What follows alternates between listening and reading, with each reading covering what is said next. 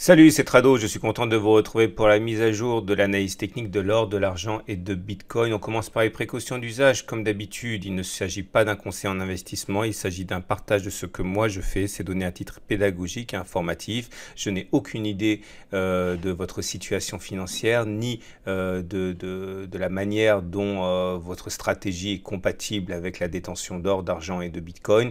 Donc il faut vous rapprocher d'un professionnel pour savoir si ces investissements sont adaptés à votre profil. On commence par l'analyse technique de l'or libellé en euros et regardez cette progression qui n'a pas encore réussi à trouver de frein, puisque à peine a-t-on eu le temps de ralentir un petit peu ici que les cours ont franchi coup sur coup deux zones de résistance qui, par la règle du changement de polarité, sont devenues des zones d'accumulation, la zone 34 800 et la zone 36 000. Le problème, c'est que les progressions se font de manière tellement violente qu'on n'a pas la chance d'assister à un retour sur ces zones fraîchement cassées qui deviennent des zones d'accumulation, et donc du coup il n'y a pas moyen de tirer parti de ces zones d'accumulation à moins d'acheter, mais de manière qui n'est pas parfaitement optimale.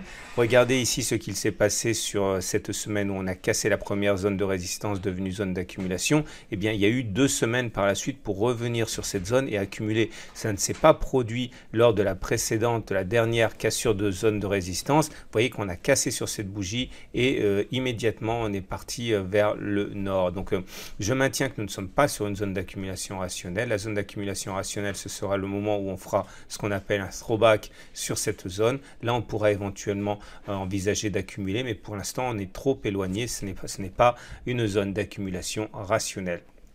Pour l'or en dollar, c'est un petit peu différent. On a la chance de franchir les zones d'accumulation, mais avec un petit temps d'arrêt. Donc, ça veut dire que là, clairement, la zone qui a été cassée à 1300, 2315, qui a donc changé de polarité et qui est devenue une zone d'accumulation rationnelle, a pu être le théâtre d'accumulation cette semaine. L'argent maintenant, l'argent pour en euros, en données hebdomadaires toujours. Là, pareil, nous avons cassé cette zone de résistance des 13-13-3 qui est donc devenue une zone d'accumulation rationnelle.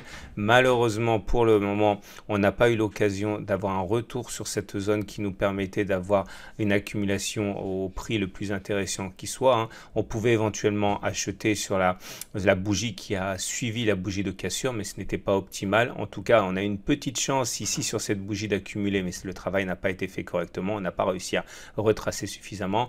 Actuellement, on n'est pas sur une zone d'accumulation rationnelle quand on investit dans l'or, dans l'argent libellé en euros. Pour l'argent libellé en dollars, à présent, c'est encore plus compliqué parce qu'on a effectivement effacé la zone de résistance des 14, 8, 15 qui est devenue zone d'accumulation rationnelle. On a réussi à passer la semaine dernière la zone d'accumulation rationnelle des 15, 5, 15, 8, enfin qui était une zone de résistance et qui est une zone d'accumulation rationnelle et qui est donc du coup a pu faire l'objet d'un renforcement. Mais la situation est un petit peu plus compliquée pour l'argent libellé en dollars parce qu'on est déjà en train d'embrasser une nouvelle zone de résistance. Donc c'est pas vraiment un moment très opportun pour investir, même si effectivement s'il n'y avait pas cette zone des 16, 16, 4, on serait clairement sur une zone d'accumulation. Le fait que nous ayons un deuxième rideau défensif ici, et vous voyez comme la bougie de la semaine d'avant a buté sur cette zone de résistance, eh bien ça nous amène à être un petit peu prudent. Soit on prend le risque, on est joueur et on accumule sur la zone des 15, 15,8 en espérant que les 16, 16,4 ne feront pas résistance bien longtemps, soit on attend que les 16,4 soient cassés. En tout cas, à titre personnel, si je veux jouer à la prudence, je dirais que nous ne sommes pas sur une zone d'accumulation rationnelle extrêmement favorable. On va terminer avec Bitcoin. Bitcoin libellé en dollars qui joue également, pour l'instant, la montre. On est sur une zone d'accumulation rationnelle à 3000, 3700. Vous voyez qu'on a du mal à le casser depuis des mois maintenant.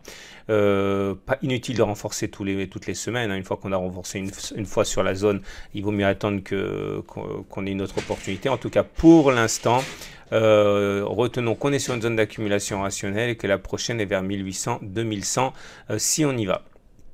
On termine avec Bitcoin libellé en euros, même chose, hein, on est sur une zone d'accumulation rationnelle à 2500-3100, on voit qu'il y a des velléités haussières cette semaine. La prochaine zone d'accumulation, si on y va, est celle des 1600-1670 $.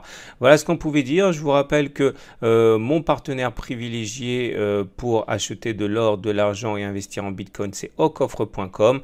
Aucoffre.com qui permet d'investir des quelques dizaines d'euros en or et en argent, puisqu'on peut acheter des lingotins d'1 gramme ou des pièces qui font quelques dizaines d'euros. Et bien sûr, toujours l'avantage de travailler avec